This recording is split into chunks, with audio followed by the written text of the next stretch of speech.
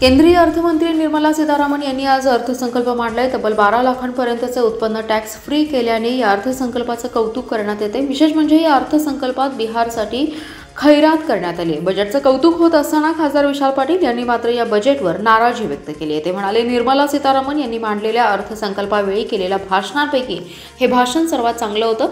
मात्र बजेट चांगलं आहे की नाही हे सर्व डिटेल्स पाहिल्यानंतरच कळेल। देशात सर्वाधिक टॅक्स महाराष्ट्र देतो। तब्बल 37 ते 38 टॅक्स देशात एकटा महाराष्ट्र देतोय। मात्र त्यामुळे महाराष्ट्राच्या बजेटकडून अपेक्षा होत्या, मात्र महाराष्ट्राचा साधा उल्लेखही करण्यात आला नाही।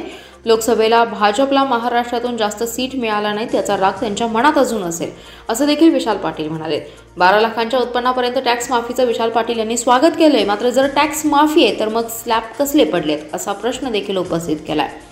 निर्मला सीतारामन यांना माहिती असेल की 10 वर्षांपूर्वी 3 लाखांमध्ये भागायचे ते आता 12 लाखातूनही भागत नाही, असं देखील पाटील यांनी म्हटलंय।